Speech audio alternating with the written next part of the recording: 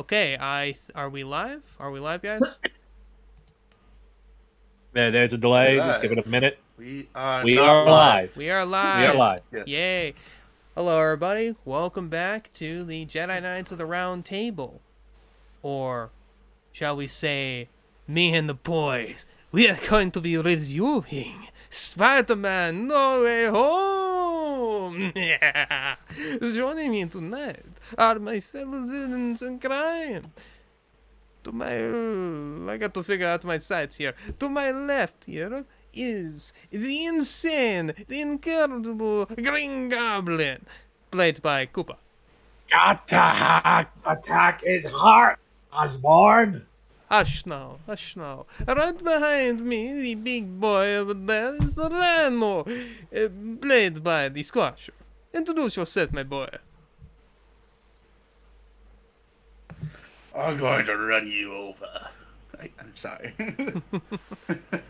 And the charming gentleman over here who is suffering from schizophrenia, this is Eddie Brock, better known as Venom.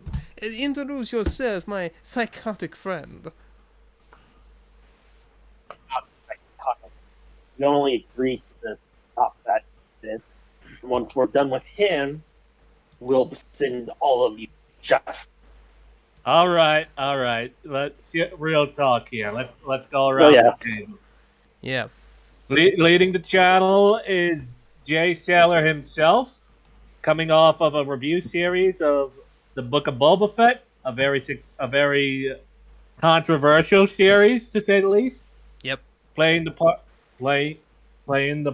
of Rhino is of course Squasher, our good pal Kel. Over in the Venom suit is the swordsman, and No. it is the great Gonzalez as Green Goblin. This is the Koopa man. Mm-hmm. And of course, the gentleman over here in the background is YouTube, who is seemingly actively trying to shut me down. To all you wondering why my reviews come out so late, it's simply because there is some Mexican off-brand version of Disney called Disney Enterprise 1 that's based out of Mexico City, and they've been flagging my review footage basically to delay for 3 days. Always 3 days. This is what they did with Mandalorian 2 when I reviewed that.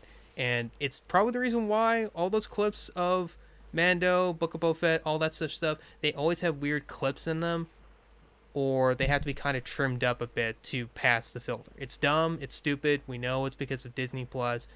You guys are jerks. Just put it plainly. I'm not gonna use profanity on this here stream. But enough of that. We're not here to talk about that. We're here to talk about Spider-Man. Oh. I want to slap you. I'm sorry. I didn't mean to. You know, I'll when try you to mentioned avoid they the were profanity. Mexican, I always figured that it was Mickey Mouse, not Speedy Gonzalez, who was the mascot. Yes. And demonetized. We are already. Not that that would matter. The thing is, what it boils down to is YouTube has loopholes, so these hacks can pretend to be anyone they want and try to steal money from it and from smaller YouTube channels where they want to get that much money to begin with. So, Yeah, but there is one problem with that theory. In the words of Rocky 5, sue me for what? Yeah. but let's get started. Yeah, enough of that. We're not here to talk about that. We are here to talk about Spider-Man No Way From Home, the third of the Tom Holland Spider-Man movies, which, true talk, guys, when we heard this thing came out, we saw the trailers, we all thought it was going to suck. Like, we thought this was going to be another Sam Raimi Spider-Man 3, too much stuff put into it, but that really wasn't the case. Well, didn't you know we were right? Shut Just up. kidding. But before we get into that, let's talk about what got us into Spider-Man to begin with. Koopa, since you came up with the idea for the stream, you go first. Alrighty then. Well, as far as I know, I've always been a fan of Spider-Man. Even one of my earliest memories is one Halloween where I was like in kindergarten, where I dressed up as Spider-Man and one of my classmates dressed up as Superman, and we just played during recess. I read some of the comics when I got older. Of course, at that point, it was the 2000s, and the comics were starting to go down in quality. Not that I knew the difference or cared. I mean, I know better now. And yeah, think we all I've watched do. nearly all of the movies. Though I haven't seen all of Amazing 1, and I skipped Amazing 2. Show me. Okay.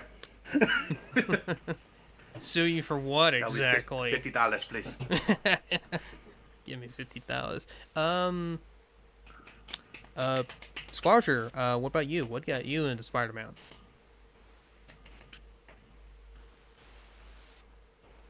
Well,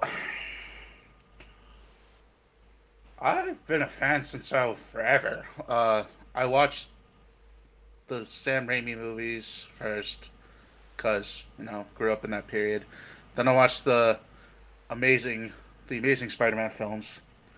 I actually didn't watch the '90s it's either the '90s cartoon or the '80s cartoon, where until I was much older in high school. Ironically enough, yeah, I loved cartoons in my teenage years. Sue me. Here's your $50 back. Yay. Insert C.S. Lewis quote here. Yeah, exactly. Um, oh, and of course I watched these films. The first one, I guess we can get into that later. But yeah, I've been a fan forever. I haven't really got into the comics. Uh, don't really have time to do all that much reading, sadly. But you know, so yeah, Hey, that's I've life. enjoyed. C'est la vie. Indeed, I've enjoyed them all. So that's my experience with the Spider-Man series. Mm-hmm. Swords, what about you? I mean, you are probably the most experienced with the character in the franchise. He's more Yep. experienced with Venom than with Peter. He's talking about I've actually read comics. I was first introduced to Spider-Man through the '90s series, and then at the time, my parents got me VHS is both the Oh, '80s hang on. Spider-Man series. Swords. We sorry. may have some millennials here who do not know what VHSs are. So a long time ago, there used to be DVDs used to be in a little black box, and you put that little black box in a bigger box, and it plays the movie. But if you want to rewind or want to watch it again, you have to rewind it all the way. Yeah, and the inside the Oh, little man, black those were the box days. and inside the little black black box were two spools of film tape. And the thing is about VHS is if you rewind it or watch it a little bit Yep. too much, that tape deteriorates. And Mhm. yeah, Yeah. you can't watch it again. I practically destroyed my copies of Saving Private Ryan and Heartbreak Ridge doing that. Yeah, I had the same problem with actually said '80s Spider-Man cartoons. It was both Spider-Man uh, and the Spider-Man and his Amazing Friend. Though, while I was first introduced to Spider-Man through the '90s series, it didn't come to into the second season of that series. And when you combine that with the video games at the time, uh, which had Maximum Carnage, and the commercials on said VHS, it just made me really like Venom. So I asked my parents to start giving me comic books, and they agreed because that got me reading. Hmm. And so I would track down Spider-Man and Venom comic issues. I want them two of my cherished possessions is Venom Lethal Protector 1, in its original holographic red foil. And even though the storyline itself isn't good, there is this one like crossover storyline that had Wolverine and Venom teaming up. And basically, Venom and Sonic, because Sonic came afterward, got me into comic books. And I've been reading them ever since then. Very nice. Yeah, let me refresh. Unfortunately, my love for Spider-Man isn't as good as these guys because Comic Peter tends to hold grudges, and after one more day, it kind of just ruined the character in my eyes. Yeah, One More Day is an event where Peter held a grudge. Yeah, No, just to One More Day is never- a event where he sells his marriage and his daughter to a demon. Not the devil, but a demon nonetheless. Yeah. that demon was specifically Mephisto, the guy responsible for Ghost Rider. And as for why he did that, you can blame Iron Man. He talked Peter into revealing his identity. Kingpin tried to murder Mary Jane and Aunt May, and Peter got so ticked off about it, he straight up beat him near to death on Riker's Island. Like, Hey, no holds barred, he absolutely destroyed him. Hey, what do you know? The first time he was Iron Man Jr., it didn't really work out for him either. Mm-hmm. Well, the thing is about the MCU, it has a tendency of taking ideas that don't work and making them work somehow. Yeah, by largely stripping away the elements that didn't work and just focus on what could have been, I'd argue. Now, as for me, I'm probably the least experienced with Spider-Man out of everybody here. My main experiences with the Spider-Man, both as a character and both as a franchise, I think largely comes out of 4 things. And the last one's going to surprise you. Number 1, biggest one is Spectacular Spider-Man. I grew up with that show. It came out around the same time as the Batman, what was it? It wasn't Batman Forever. It was what was the one? Batman Beyond. That's it. Batman Beyond. The Jackie Chan show. You know, all that sort of stuff. I grew up with CW for Kids. That was my thing back in the early 2000s, and I loved. He grew up with Keith David as Tombstone. Yes, I did. Wait a second. Are you sure it was Spectacular Spider-Man? Because Yes, it was the Spectacular. cartoons around. No, it was Spectacular Spider-Man. This was in the mid 2000s. I'd say about 2006, about 2008. I'd only seen the first season. I had never seen the second. I didn't even know it existed until like years later. I think because of a network issue. But yeah, that's what I mainly grew up with was Spectacular Spider-Man. I loved everything about it. I loved Peter. I loved the fight scenes. I loved the villains. And perfectly blunt, I loved the Black Cat episodes. you could cut the tension between the two of those and use it to butter toast. It was it was great. It was great. I loved it. You know. And then the comics ruined her. Yes, they Had did. her almost raped by Dr. Octopus in Peter's body. Yeah, No, but we don't talk about What? Superior Spider-Man. We don't talk about that Yeah. here. The thing is, thanks to Mike Costa and Dan Slott and Nick Spencer, of all people, they fixed her, and she's now back to being an anti-hero and allies. All right, 2 things that are fixed. First, they retcon away One More Day. Now they fixed Black Cat. What are they going to fix next? I don't know. Black Cat actually got fixed way earlier than Nick Spencer's run. Yeah. In the Mike Costa run of Venom, they did this crossover with Dan Slott called Venom Inc. And Venom literally tells Black Cat to basically stop your crap. You were doing so well as an anti-hero. Why don't you do that again? Is it just me, or does is Venom kind of use as sort of an author insert to fix other people's mistakes? I'm sorry, you cut out there. Could you repeat that? I said, is Venom kind of used like an author's insert to fix other people's mistakes? Because it seems like that's what he does a lot. Well, they Evan don't Harry do it in Osborn. an author insert way, but possibly. It's just that Venom's really good about bringing, things back to better, eras. Yeah. We're starting to digress a little. Well, yeah. Let me finish my points. Yeah. Obviously, I've seen most of the movies. I never saw Amazing Spider-Man 2 because Lucky.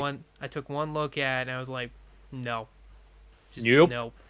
Nope. The Sam Raimi movies, Me I'm very neither. mixed on. Sorry. Like, I know everyone loves those movies, and to be fair, I haven't seen them in God knows how many, like, decades, but I never really liked them.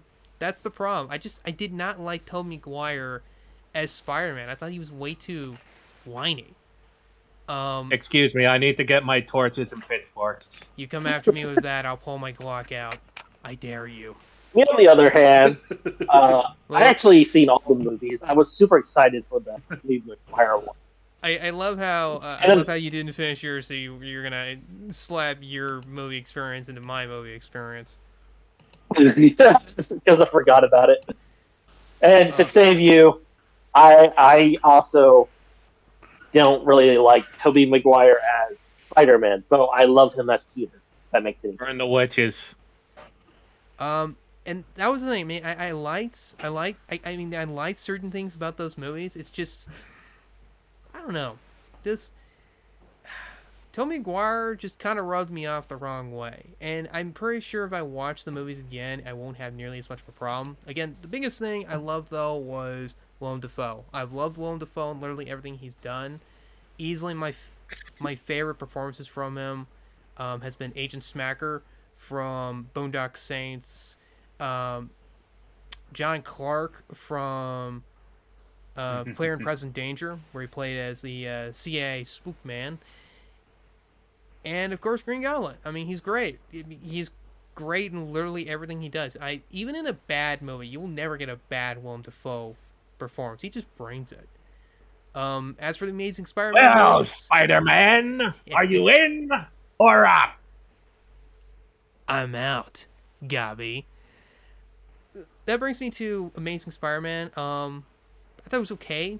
I definitely kind of liked Andrew Garfield's Peter Parker better than I liked Tobey's, but it was the inverse for me when it came to Spider-Man, weirdly enough. I didn't really so much like his version of Spider-Man versus Tobey's, and that's purely down to the writing. I have to be perfectly blunt here, and I know that this is going to sound bad, but I always felt that Andrew Garfield's Spider-Man acted too black.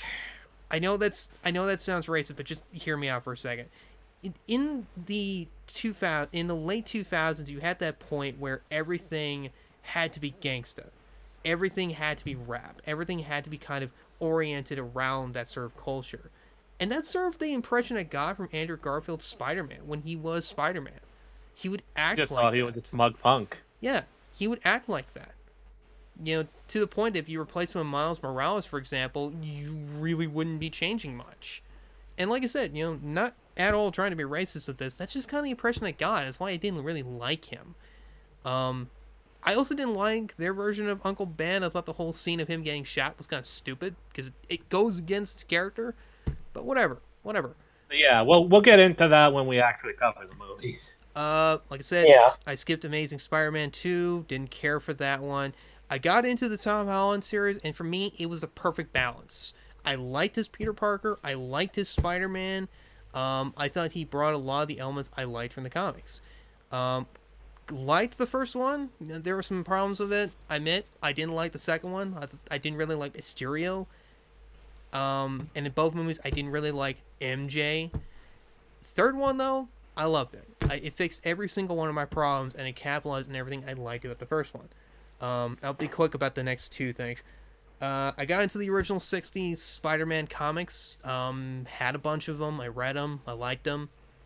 I always found it kind of funny that we learned why J. Jonah Jameson hates Spider-Man so much. It's because he's jealous of him. Try to get Lex Luthor to admit that about Superman when I was you. And the last one, like I said, I saved this one for last. The 60s infomercial Spider-Man cartoon. there's one particular episode that I do remember, which was called The Thumper, where you had this snarky little black girl who was dressed up as Napoleon, and she would straight up punch people with a boxing glove. Like, someone asked her for directions, she would just pretend to give him directions, and she'd just turn around and smack him in the face. Does this particular episode end with Hostess fruit pies? Yes. That explains it. Yeah. I don't remember where I saw it. I just remember seeing quite a few of them, and I laughed a lot at that stuff. And yeah, that wraps up my experience with Spider-Man. Like I said, I have very limited experience with him in the comics. I'm very familiar with the character, but my experience largely comes from media and less from the comics themselves. If I may, Andrew Garfield's version of Spider-Man in the movies is really closer to comics. The problem is they put a adult Peter Parker type, personality around there, like when he was in college and high school, which is probably why you thought he was a punk. Yeah. And yeah, I think this movie kind of fixed a lot of the problems with Andrew Garfield. And I know I'm gonna. As for, sorry, I'll say this, and I know I'm gonna be burned as a heretic for saying it. Yeah. Go ahead. I didn't hate Amazing Spider-Man 2. Oh, it's fine. It's not the worst Spider-Man movie. That would be Spider-Man 3. Bring it, Mama.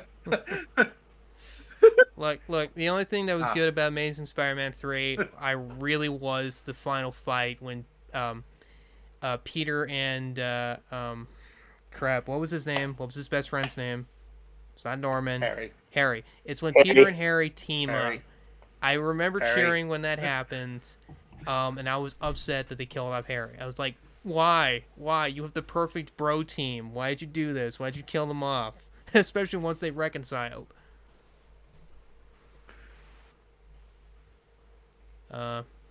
So, yeah. Do we want to move on to the next section, or do we got any more closing thoughts? Real quick, about the MCU movies, I agree with Jacob. I think Tom has the perfect balance. My only problem with the MCU movies was the supporting cast. They were nothing like the comics, and Michelle was annoying. Like, she was just a straight-up bully in the first one.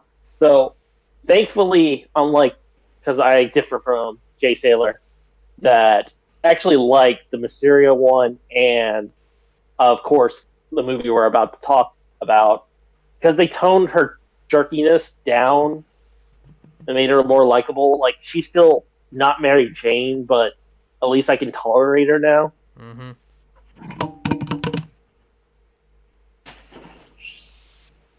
You didn't hear that. You didn't see anything. Bitch. I do in fact believe that brings us to us talking about the movies. Fair, bring this up here. All right, so actually, wait. You know what? Let's use this instead, since we're gonna talk about No Way Home. Okay. General thoughts about it. Who wants to go first? I guess I will. Yep. I think it was a really good movie. The only things I could complain about are nitpicks at best. Like, Aunt May really shouldn't have been the one to give the great power speech. Like, I'm okay with her dying. It's just, to me, it was very much implied that Uncle Ben did exist in the MCU. Mm-hmm. It's just that they weren't going through the origin again. I mean, Peter's briefcase even had, beef for Uncle Ben. Yeah, and on top of that, the Marvel What If series, specifically the zombie episode, specifically name drops Uncle Ben. I lost Uncle Ben.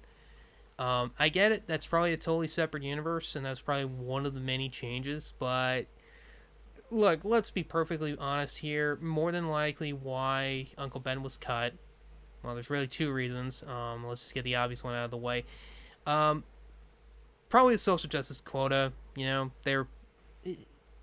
I know some people might deny, but these quotas do exist. There are legitimate checklists that these groups often give entertainment companies. You know, you have to have certain number of X, Y, and Z in your movie to make it fit. And probably when they came to this, they really wanted to give more emphasis to Aunt May. So they're like, well, let's just cut out Uncle Ben. I mean, the actor strip wanted to make Aunt May a lesbian from the get-go.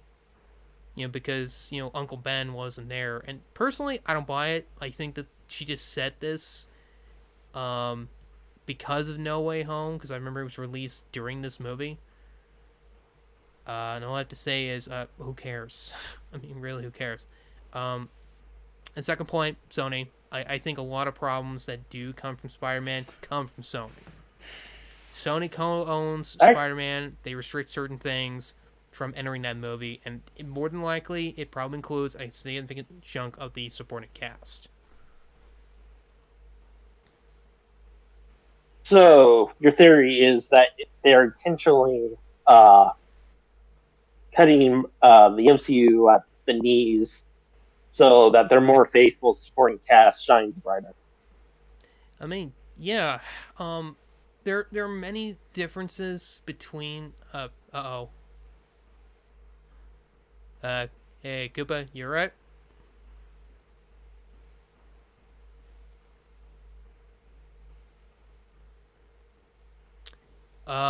Quick voice check. Can anyone hear me? Technical difficulties, folks. I can hear you. Okay. Yeah, I can hear you. All right. Koopa, can you? I don't. Can you hear us?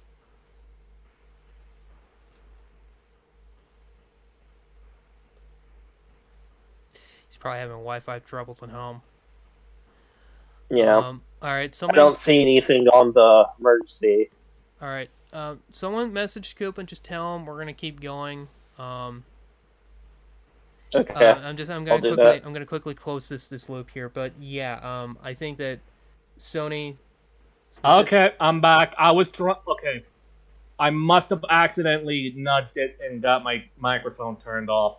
Oops. Like I was trying to direct you guys for time the entire time, and I was about to fucking strangle Swords because he kept walking over me. I was talking about, oh yes, Amy Pascal, how it's the entire reason why J. Jonah Jameson is a dig at Alex Jones because Amy Pascal is a fucking communist and Hey, all of that. Koopa, keep the profanity down, all right?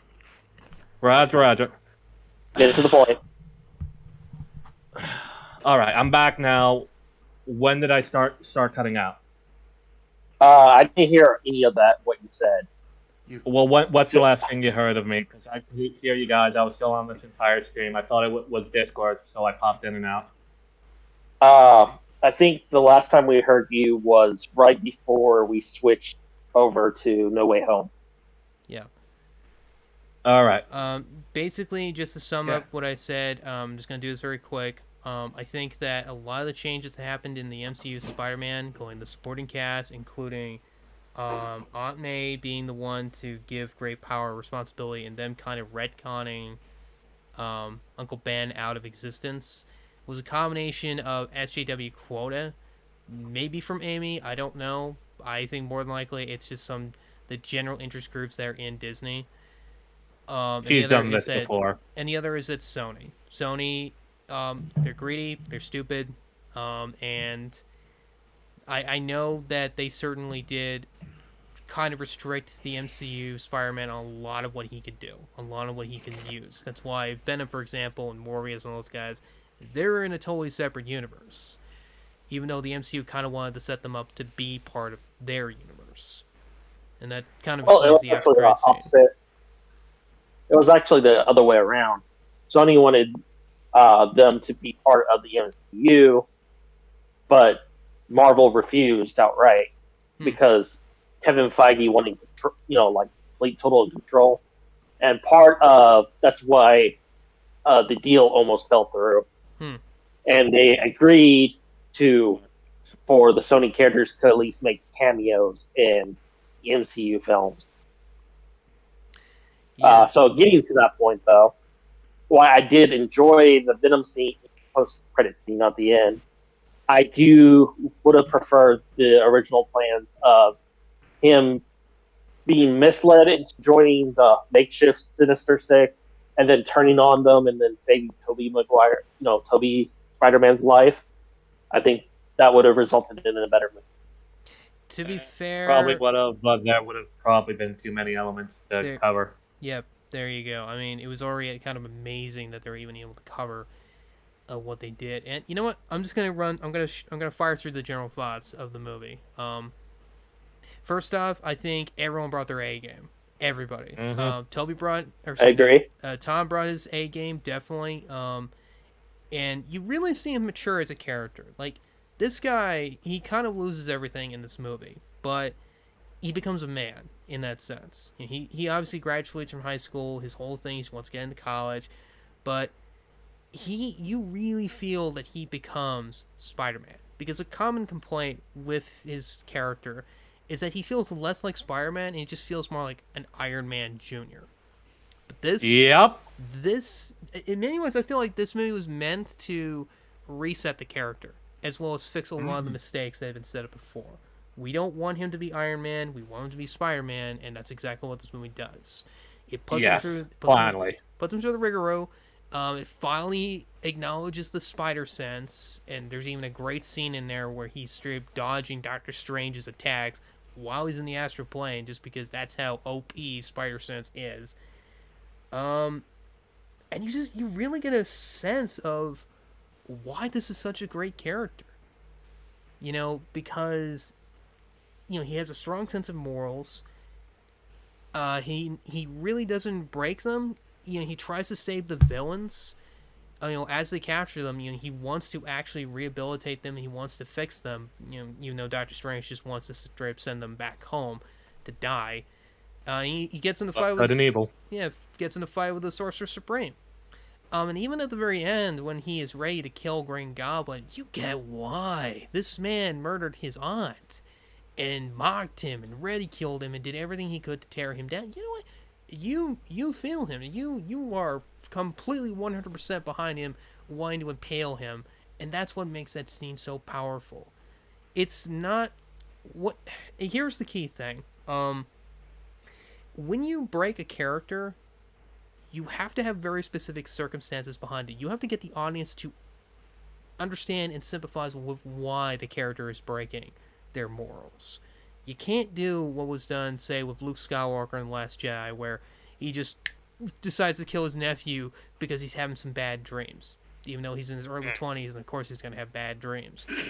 We didn't even see what he saw, so we don't even understand why he did what he did. I mean, if he was, like, straight up thinking evil thoughts or something like that, and we were actually showing it, maybe. But we weren't, and that's clearly not the point, and that's why it failed.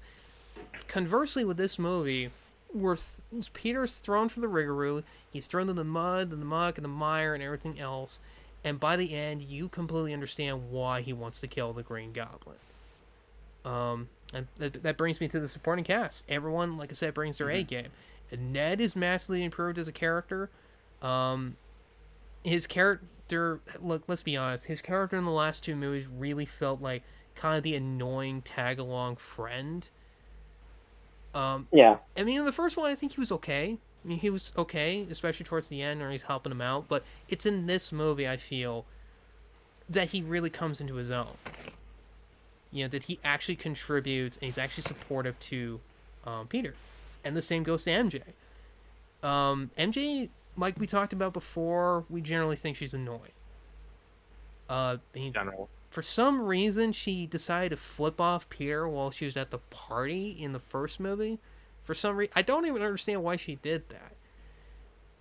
Like I said, she comes off more like a bully, and when she says she has no friends, you're like, yeah, because you're a jerk to everyone. Yeah, you think? I guess in terms of the characterization of why she is better in this movie, I think it's simple.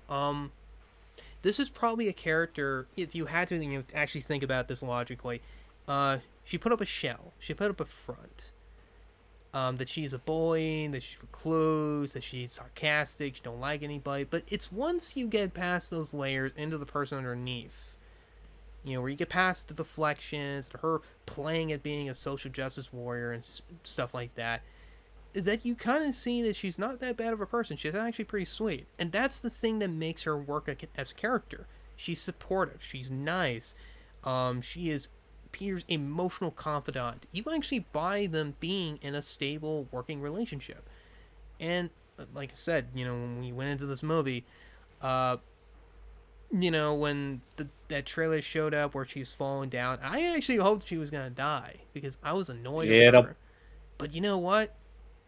This movie really makes you feel Peter. When he loses her, you really feel it. Like you actually feel sorry for him. Like I almost want to say I almost wanted to see more of their relationship, but at the same time, I don't. It's time to move on. Yeah, it's time to move on. And the villains. That brings us to the villains. All of them, I say, brought their A game, except for maybe Sandman. Sandman kind of got his motivations for being a bad guy in this movie kind of got shoehorned in. Like, when he first shows up, this is after the events of Spider-Man 3, where he's a good guy, he helped out Spider-Man, and we actually see that. He shows up, he helps Tom Holland Spider-Man take down Electro, and it was great. We actually see good characterization there, but then I want to go home, and I want to be with my kid. That means I got to team up with the bad guys. It's like, what? Why would you do that? Wouldn't you want to team up with Tom Holland, who wants to send you home safely? Well, the thing is, it doesn't work on either level. He goes against Tom Holland simply because he doesn't want the other villains to be fixed, so they possibly don't die when they all go back. He just wants them to be sent home right this minute, and since Tom is going to spend unnecessary time, say Green Goblin, of all people, because he knows who Green Goblin, who Doc Ock is. He's like, saving these people is pointless, and since you're not going to send me home, I'm just going to use this as an opportunity to take the cube and go home that way. Mm-hmm. But the thing is he doesn't get the amount of screen time. I mean, he almost has the same amount of screen time as the Lizard, who doesn't really get any time to shine at all. And he's played out to be more as, like, all of his nuance is gone. Yeah, his whole shtick is, I want the entire world to be evolved in a natural state, and that natural state is to be a lizard. Don't you want to be a lizard? Come on, I can make you a lizard. I mean, there's even a scene in that movie where he's talking to Electro, and he's basically telling him, I can make you a lizard. I can make you the next stage of evolution. Like, no, Doc, I don't want to be a lizard. I'm literally living energy here. So I kind of get why this happened. I mean, when you look at Electro, they took great effort fixing him. And he needed fixing if he Amazing Spider-Man 2. Mm-hmm. Yes. Definitively. Although there is still that one scene which just reeks of Jamie Foxx. I'm gonna be very quick about this, but this scene reminded me of crap, I forget what the movie is called. It's a Gerard Butler movie where it's a revenge movie. His family got murdered, and Gerard Butler decides to go on a rampage. Like, he orchestrates not only the death of his family's murderers, but he starts going after the justice system as well. Law-abiding citizen, that's it, law-abiding citizen. In that movie, the villain arguably is... I was gonna say. Yeah, the villain arguably is Jamie Foxx. He's the lawyer who made the deal with the murderers to send one of them to death row, but the other one got scot-free because he thought he was going to lose that case, and he didn't want to lose his no loss record. Don't worry. Hey, Sailor. Yeah. Sorry to interrupt. It looks like we got a bot in the chat. Okay. Eat them. All right, get rid of him. Like I said, to wrap this up very quickly, Jamie Foxx changed the ending. because the ending was originally going to be that Gerard Butler lives and he was going to get away. Like, he was just going to kind of walk away from the whole thing. Like, he was going to talk him out of blowing up, I think it was the mayor of Philadelphia. And Gerard Butler was going to get away. He was just going to walk away, and that was going to be the start of a series. But Jamie Foxx, being the egotistical, I really wish I could swear here, but because I have a paragraph for him, but he basically used his power to change the ending, and Gerard Butler was killed. And it's why that movie was hated, because we were rooting for Gerard Butler.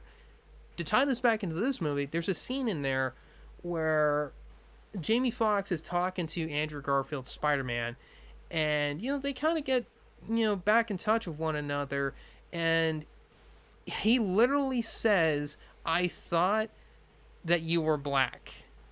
Like, he says he thought Andrew Garfield's Spider-Man was black, and that he was disappointed, and that he really hopes there is a black Spider-Man. And you know what? I think my dad actually said this while we were watching it, because I think it was you, Swords. You had seen it first. You had warned us about it.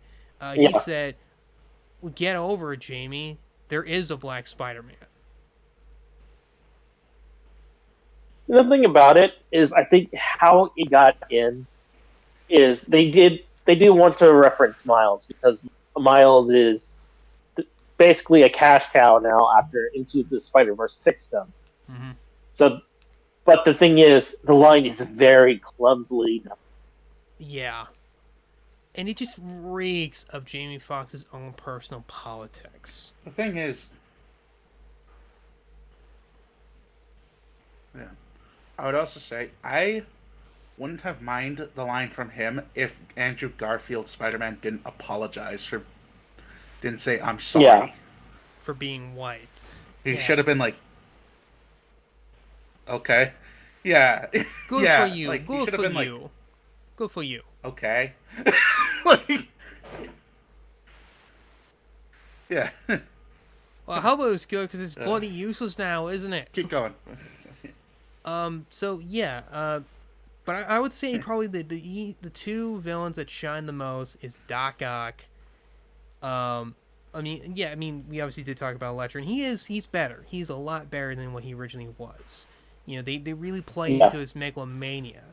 That how he wants to basically be an energy god. He wants to be Zeus, basically. But I think probably the two villains that were definitely given the most to shine with was Doc Ock and Green Goblin. Doc Ock, he starts as a bad guy. He straight up tries to kill Peter because he thinks he's Spider-Man. And he's brought into the movie before his redemption at the end of Spider-Man 2. So he's still a bad guy. He's still being controlled by the mind control stuff.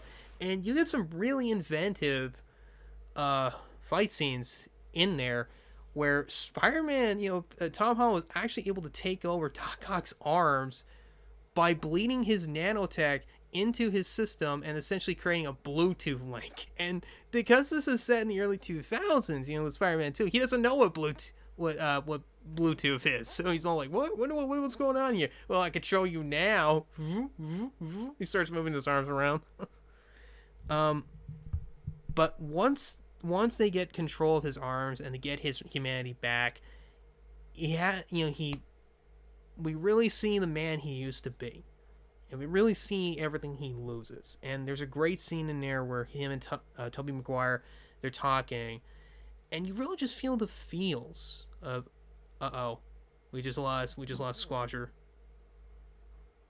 He's back. Okay, good. I'm back. Hey, when did you cut out?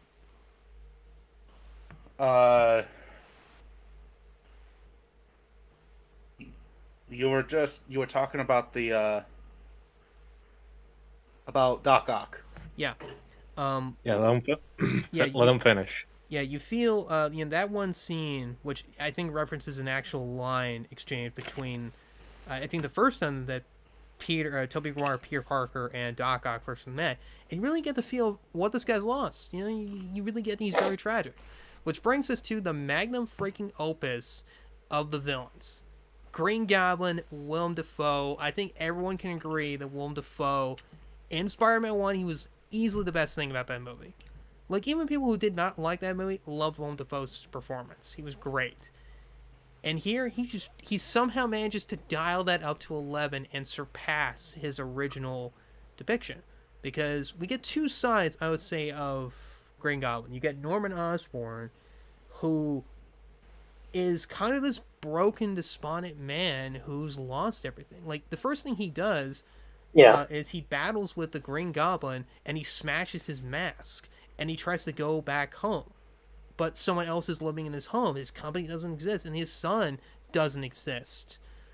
And so he then goes to Aunt May's shelter, and he meets up with Peter. You know, he actually wants to help Peter out, and he wants to control the Green Goblin. And you really get this Jekyll and Hyde feel where he is ashamed of his actions. He is truly guilty over it. And then you have the Green Goblin himself, who, oh my god, if you thought that he was evil in the first Spider-Man movie, this guy's even worse. He's basically the Joker in this. His single goal is to break Tom Holland's Peter Parker. Like, he goes to such extremes to absolutely destroy him as a person, to the point that he is laughing and grinning when Tom is beating him to death. Like, he actually, he webs him to the floor. He starts pounding away at him, and then he turns around, grabs his glider, and he's gonna straight impale him. And he is laughing because he knows he wins. He'll win if he does this. And for me, that's what makes him work so well. It's that dynamic. You have the good man inside who Peter's gonna kill because of his rage at the evil side of him. And that's why it works. And that's why Willem Dafoe's a great actor. He's great. Yeah. Well, I'm personally more of a fan of Norman, like in being in comics, where he is legitimately evil, but the smart order, version of evil, compared to the Green Goblin's personality's chaotic evil. Mm-hmm. Willem Dafoe just elevates this. Like, this is the best this version of the Green Goblin has ever been. Yeah. Easily. That brings us to really the thing that got everyone. Gods don't need to choose. Yeah. They take. Oh man, and that brings us to This brings us really to the thing that got people to want to watch this movie. Them bringing in Tobey Maguire and Andrew Garfield. And I'll talk about Tobey, and I'll let Swords or whoever else. I'll let you guys talk about Andrew Garfield. But with Tobey, I liked him. I really liked him. Mind, this is coming out from somebody who did not like Tobey Maguire in his movies, because we see him as a man. We see him truly mature as a person. Andrew Garfield straight up calls him a cool pastor. I mean, he kind of does. He really does. But he's even says he's married to Mary Jane, which was a problem in Spider-Man 3, where they just regress everything just for. I mean, yeah. I mean, you really get the sense of he's matured. If they were brothers, I mean, really, they are brothers. He is the eldest brother. He's been through the most amount of crap, and he's come out stronger than ever. And we actually literally do see that he is stronger. That scene I talked about where Tom is trying to impale Green Goblin, he gets in the way. Tobey gets in the way, and they have a little strength fight where Tobey actually proves that he is the strongest out of the three Spider-Men, probably because he is the oldest out of them. And you really just get this sense in his face of, when he is holding him back, you are seeing him non-verbally say, "Don't do this. Don't do this. I've been down this road. I've wanted to kill. Don't do this. Don't go to the dark place I did. I will not let you do this. I will not let you destroy yourself." I mean, it really, really goes into how good of an actor Tobey is. It's just, I don't know. Like I said, I really need to watch the original Sam Raimi movies again. Maybe they'd be better for me. they're on my list. I'm definitely gonna watch them again to see if just childhood me didn't like them. That brings us to Andrew Garfield. Yeah. You know what, Squasher? Since you said that you really liked Andrew Garfield, talk about him. Tell us why you liked him. I liked him because he went through so much, and he basically how he talks about where he's at. I think in the current day he's in, which kind of tells me one of two things. Either when do you think this whole movie takes place for him and Toby exactly? For Toby, it takes place a lot of years later. I mean, he's married now to Mary Jane. He's obviously As for older Andrew, yeah. As for Andrew, he stated that he went to that it's sometime after Gwen's death. He tried to continue to be that friendly neighborhood Spider-Man, but he cracked under the pressure of being, Gwen dying. And the thing He is, stopped pulling if you his see, punches, as he said. yeah, and if you've seen both Amazing Spider-Man and movies, while I do really like Mary Jane in Sam Raimi's film, and do think that she is actually more comic accurate to give her credit for, the dynamic between Andrew and Gwen Stacy here, like, it's the best out of the three romances. So you really feel Yeah. that gut punch when she dies. Yeah. Yeah.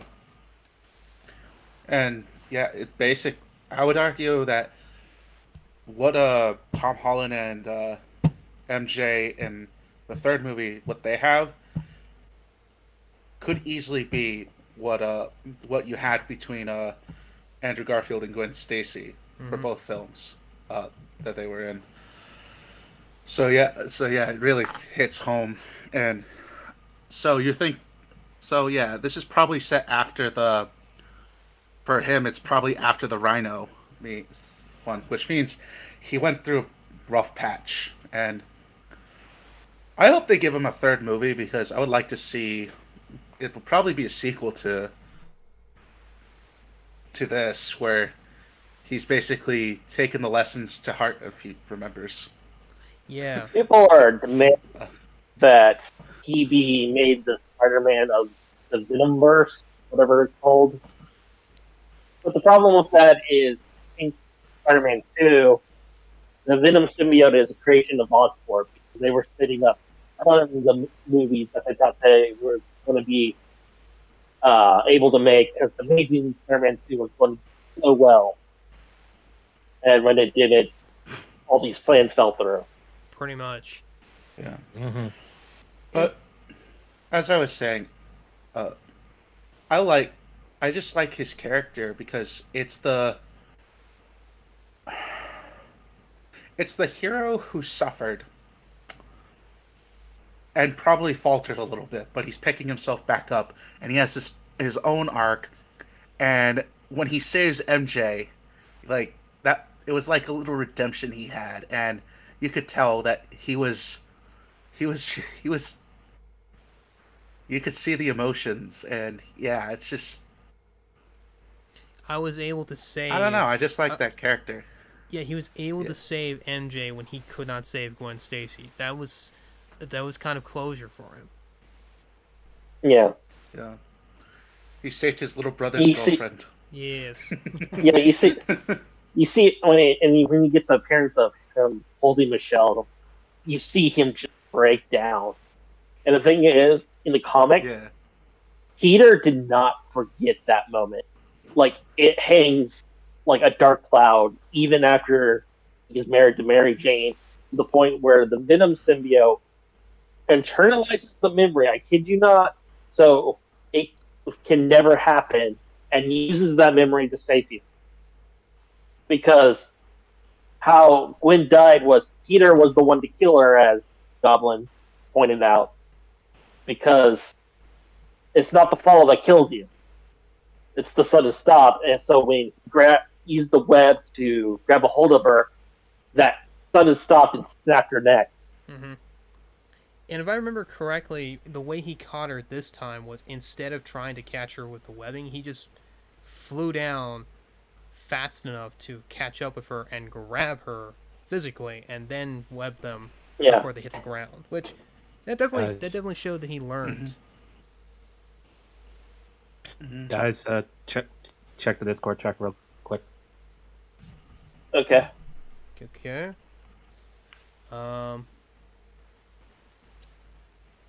Where on Discord?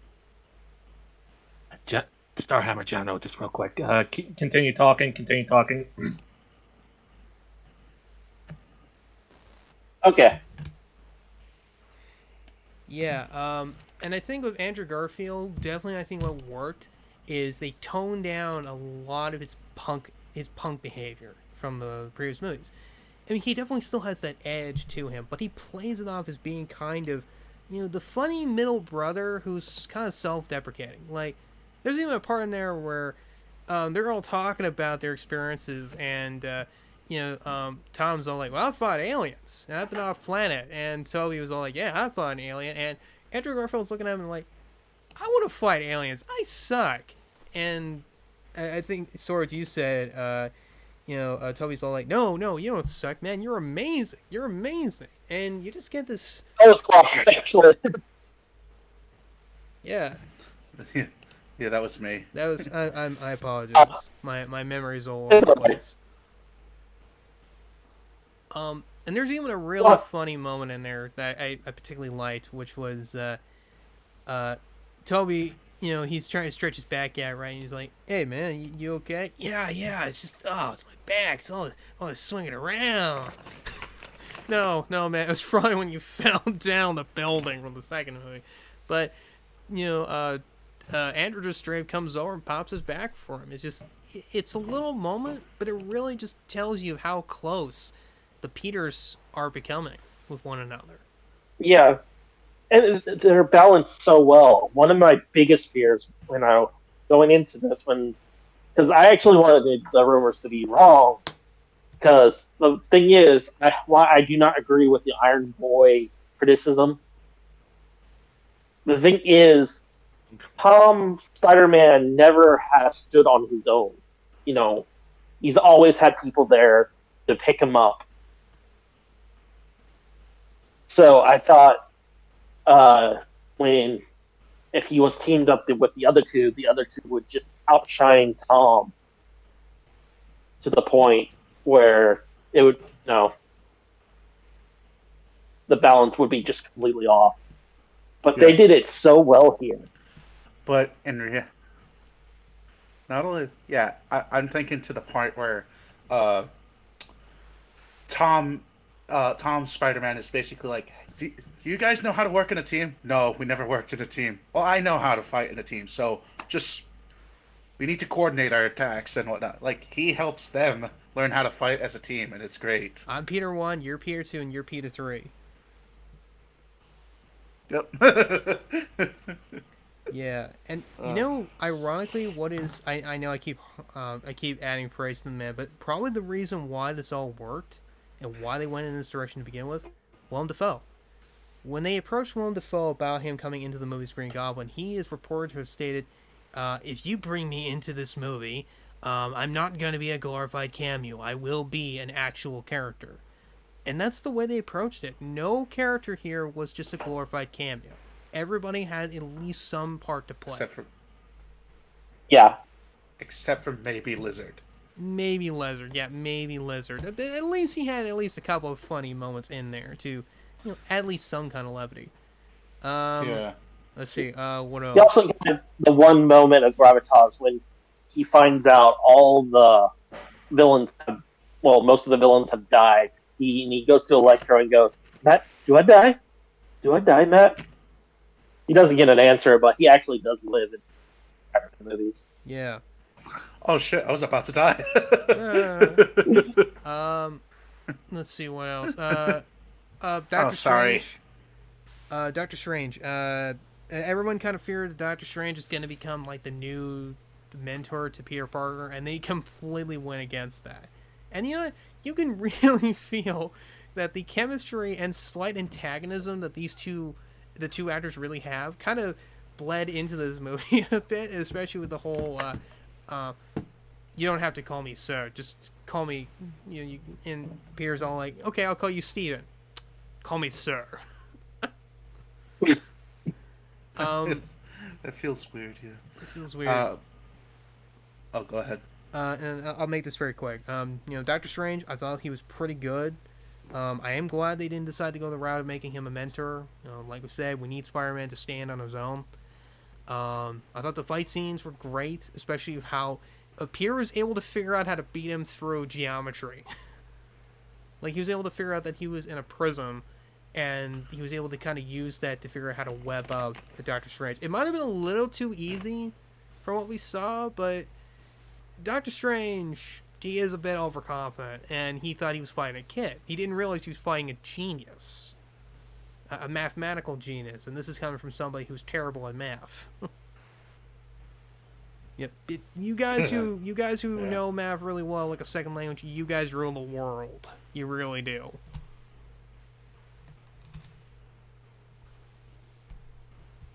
Yeah. I'll say this about Doctor Strange. I think he was a little out of character, especially at the beginning when he just agreed to do the spell. Mm-hmm. For, like, not only that, but it's like he started to go into the spell immediately. He should have asked Peter for certain specifications on what the spell would entail. Yep. And you could actually justify and it's a very simple fix. You could actually justify the multiverse problem by something completely different. Like, when he does this spell, when he's about to do the spell, he's like, that this suddenly happens, and he's like, that's not what's supposed to happen. And you could actually justify it with the whole thing with Loki. Mm-hmm. If you want. I mean, I don't know what everybody else thinks about Loki, but I haven't seen it personally. I don't think... That's okay. Yeah. Yeah. And since we're on this discussion, let's quickly get into the negatives. And I think that there's not that many, but we didn't cover at least two people's thoughts on the movie. Oh yeah, I apologize. Koopa, go ahead and add your thoughts. I hated it. No, actually, I loved it. The only problems I really have with the movie, and I agree with everything you guys all have said, so I won't keep this brief because I know we don't want to be no EFAP. Yeah.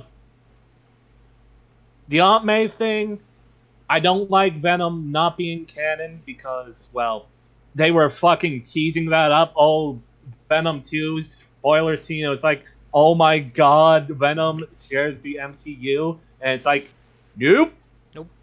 And they don't use the Ramon Spider-Man cover. Oh yeah.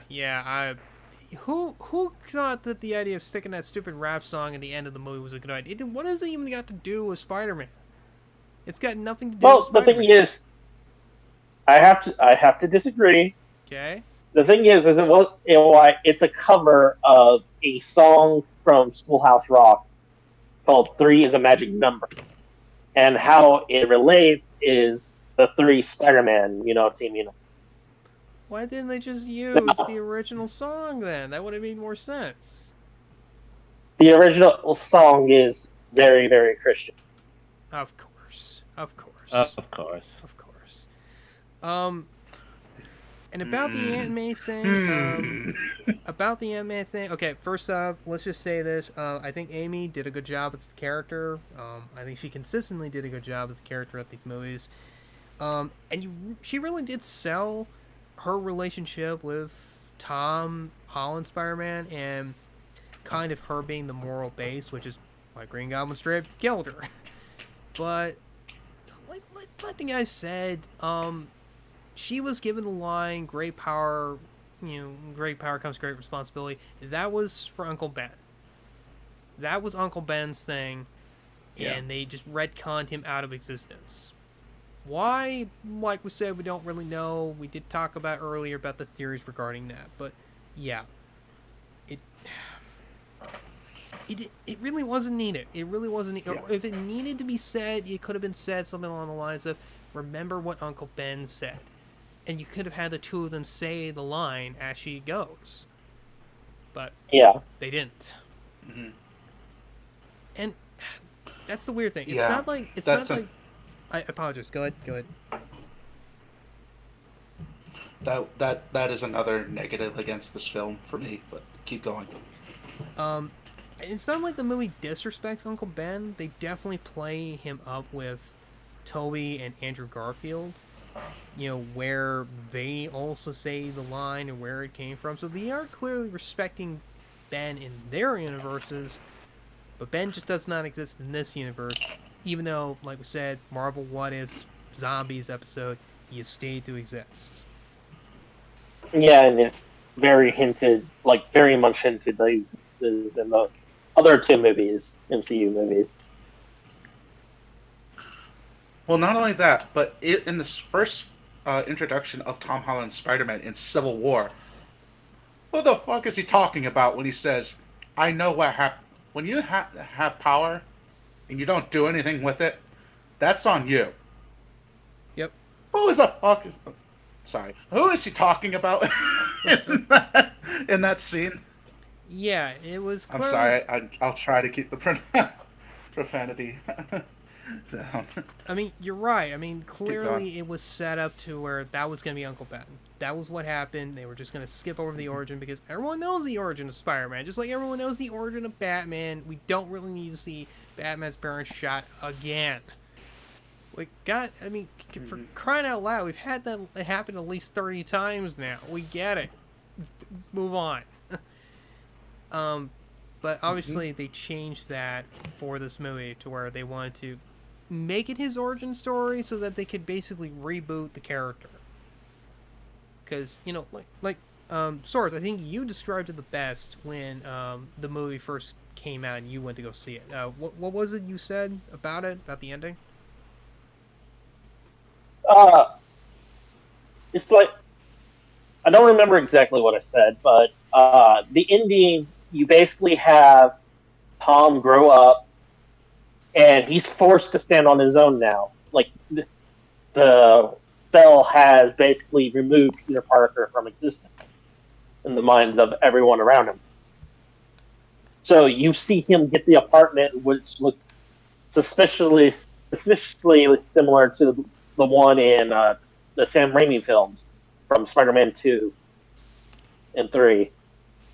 And he makes a new suit, and it's the classic suit, perfectly replicated. And it's like, this is the point where he fully becomes Spider-Man. Yeah, I mean, right? Yeah, like, and this movie really felt like it was written by somebody who looked at the previous movies and realized that Spider-Man wasn't working.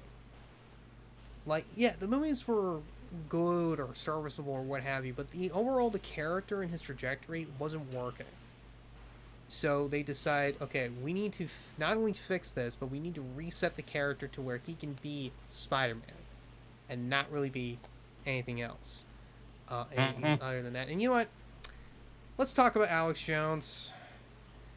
I know it's J. Jonah Jameson, but let's be perfectly honest. It's Alex Jones. It is the Daily Wire. It's been replaced with the Daily Bugle. What were your thoughts about him? I have no problem with him. Omni-Man is upset. I want pictures of Spider-Man. I mean, I do kind of get it. In today's day and age, newspapers aren't that important. Like, you don't have people really getting their news from the papers anymore. So the next big thing is a news program. I mean, in the Venom movie, they turned Eddie Brock from a newspaper journalist to a TV journalist. Mm-hmm. But It's like just feels like they're kind of copying the Somniac game to doing their own thing. yeah, and we think J. Jonah Jameson, his actor, crap, I forget what his name is, but obviously he's great again, and you can kind of tell he loves being in the role. But yeah, this guy, they really play him up as kind of an Alex Jones type. But instead, the difference between Alex Jones, I feel, and J. Jonah Jameson is that Jones, even when he says most outlandish, he's never proactively going after somebody.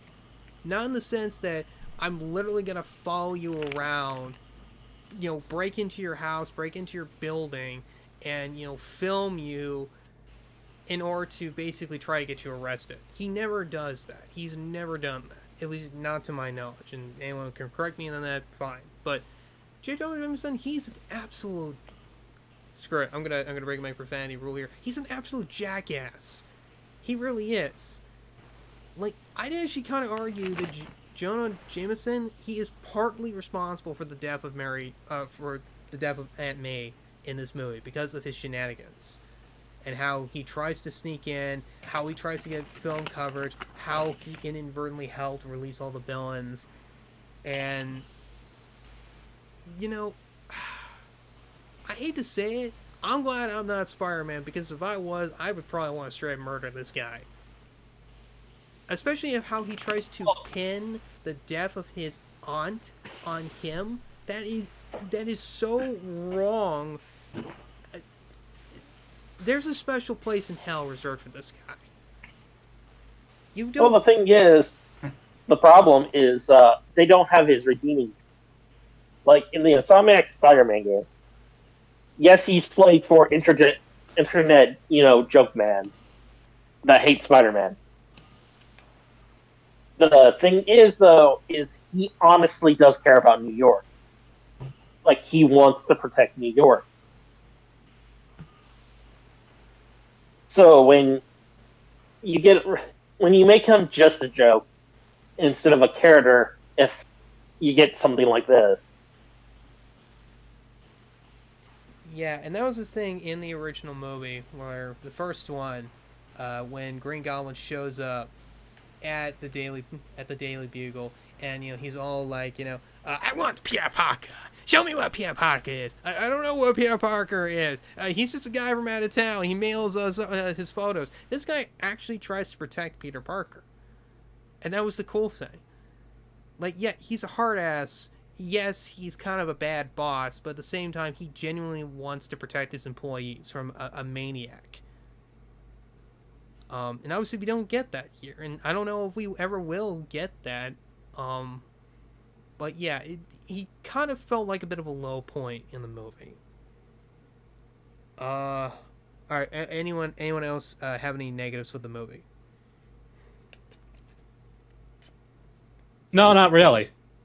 No, I think we discussed all the negatives. Okay, so I think we are done with No Way Home. Let me bring this pupper up. Okay. I'm back. All right. Oh, you're gone? Sorry. I got disconnected. Oh, oops. We just finished talking about J. Jonah Jameson while he was kind of disappointing. Now we're on to the next section here. Okay, so Amazing Spider-Man 3. Everyone after seeing this movie wants to see it. Whether or not it's likely we'll ever actually see that, we don't know. But what are your guys' general thoughts on it? Well, it depends on... I do want it, but I do... Like, I either need a retcon first, or something... If they seriously want to make him the Spider-Man of the Venom... Because Amazing Spider-Man 2 kind of made that, like, it would be a huge continuity error. The Venom symbiote can't come from space and also be, from Oscorp. I think that's a very easy retcon. Yeah. Like, Uh, it. It'd be stupid to do that, to commit to that. Like, let's be real. like the only thing I absolutely want from Amazing Spider-Man 3 is rehire that actress that they got from Mary Jane Mm-hmm. and introduce Mary Jane. Yeah, and I think that would work. Because Yeah. yeah, because she was originally going to then you be in could do Amazing Spider-Man 2. They even filmed her. Yeah. Yeah, she rode into the neighborhood on a motorcycle, I think. And you know what would be super dope? If it ends with, if this Peter in Amazing Spider-Man 3, if you set it after the events of No Way Home, you could have it so that he does research into the multiverse so that he can travel freely to visit Toby and Tom. That'd be dope. That would be dope. Because, look, let's be honest. Unless he forgot. On that note, I don't think he forgot. I really don't.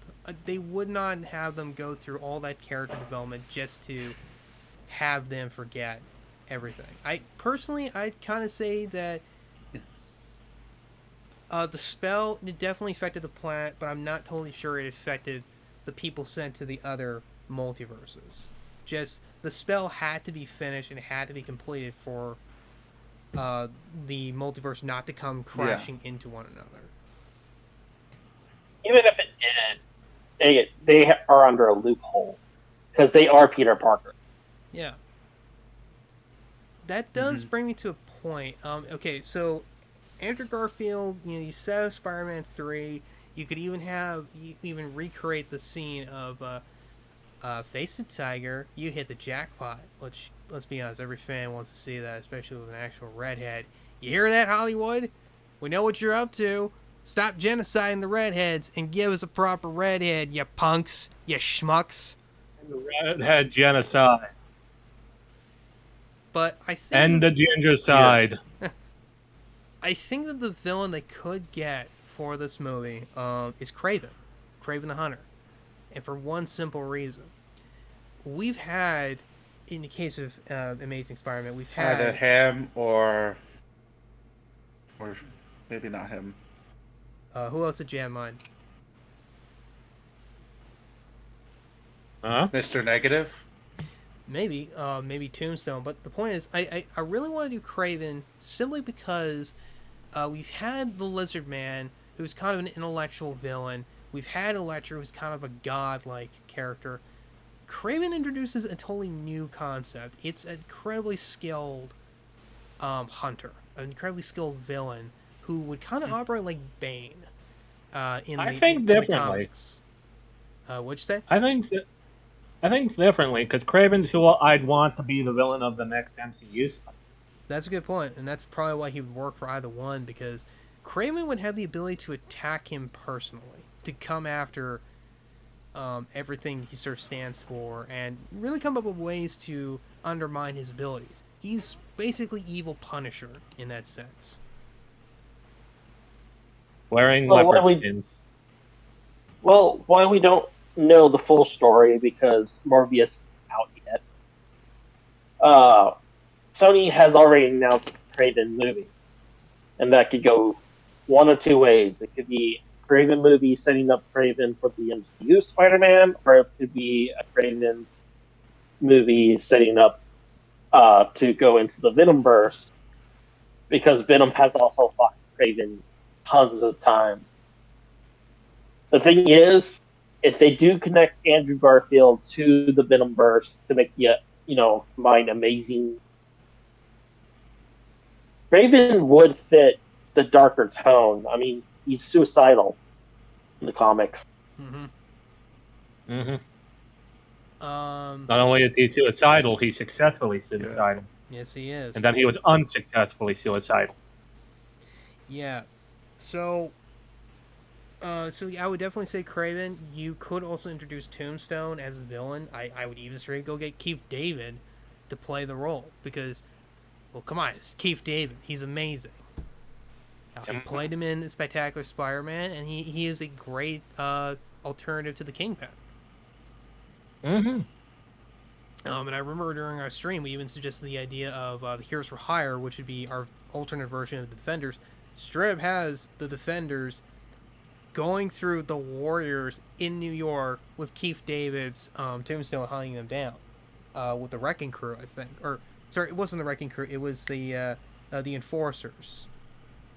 And Typhoid Mary, I think. Yeah, it was those four that was coming after them. But what about you, Koopa? What would you do with Andrew Garfield's third movie? I haven't seen enough of the second one or the first one to really say either way. Okay, personally, if I had to do this movie, structure-wise, I would set up to where it can be standalone. I mean, yes, link it back to this movie. So, he has those things, he has those lessons, but set it up to where you can just jump into this third movie without needing a whole lot of details from the other two. Obviously, you have to reference the death of Gwen Stacy, but that's easy enough. You just have flashbacks. Like, okay, he lost his girlfriend, he's suffering PTSD because of that, or whatever. One thing I think that is utterly required for the Amazing Spider-Man first to continue is stop making everything Oscorp related. Like, Yeah. there doesn't need to be one big, source for villains and other characters. I mean, it didn't work for the MCU Spider-Man, where everything came from behind. It doesn't work in the Amazing. I mean, the only villain that really works as an extension of Oscorp is the Vulture, but that's just because Norman and That's how the it Vulture, happened in the comics. Yes. Though I will say this, I do prefer Vulture in the MCU over Vulture from the comics, but that might just purely because I love his visual design. I love that he has kind of more of a mech suit, and I love Michael Keaton. Michael Keaton is a great actor, and that man just freaking delivers with the villain. Okay, that is one of the negative. I do have...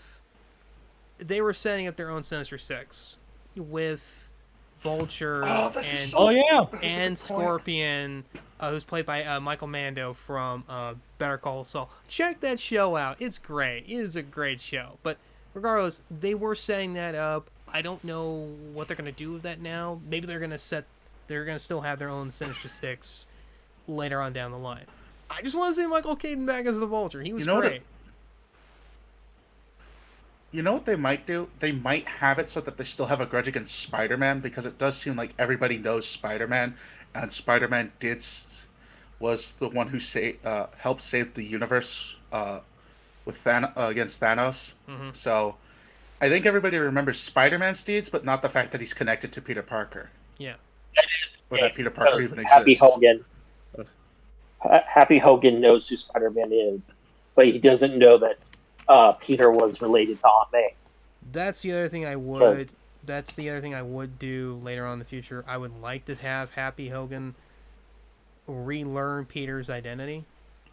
Like once he figures out he's Peter Parker, then bam, the memory just comes back to him. He's like, "Oh my God, Peter! Oh my God, your aunt's dead. I'm sorry. Here, let me give you a hug. Come here. You need a hug, kid."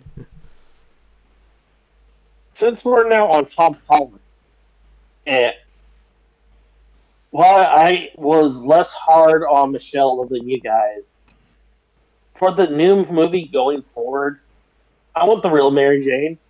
We all want the real Mary Jane. Where's the real Mary Jane at? There is one slight problem with doing that. If we do have Mary Jane be with Andrew Garfield, it's gonna be kind of weird having two Mary Janes at the same time. That's why I have an alternate... Especially with the last name Watson. Yeah. Well, it's actually less weird because this is the multiverse. It was also a thing in Spider-Verse. A lot of the Spider-Men that were brought over that were actually Peter also had Mary Jane and an occasion of Gwen Stacy. That brings me to who I might bring in instead. Either with Tom Holland or Andrew Garfield. I do agree we do need to have Mary Jane back with either one of them, but for the odd man out, my alternative is Felicity Hardy, Black Cat. Look, it's about time we get that character into live action, and I suggest doing it Spectacular Spider-Man style. Avoid all the bad characterization she got in the comic. Just focus on them having a flirtatious relationship, and that she's kind of a foil to Spider-Man. Well, I have some news for you. Yes. Lisa Hardy already appeared in live action. The thing is, you probably did not recognize her. They made her secretary to Harry Osborn in the Amazing series. Oh my god, were they gonna just straight up do Batman Returns, where Catwoman was the villain's secretary? Who knows? Oh my lord. Come on, can we just stop doing that? Like, I know that Black Cat is kind of a copy on Catwoman. Can we just stop making her literally that? I mean, Black Cat was always the better person of the two. She was the more heroic. Like, she was a straight-up anti-hero, like Catwoman. It depends on the comic and depends on the day. Yeah. Yeah, she stole stuff, but we never actually see her stealing stuff, and it's very possible she never really ever stole stuff. Yeah. So, yeah, that's something I would do. I would like to bring her into the verse. You can either do it with Andrew Garfield, you can either do it with Tom Holland. But I think she would just make such a great foil for either character.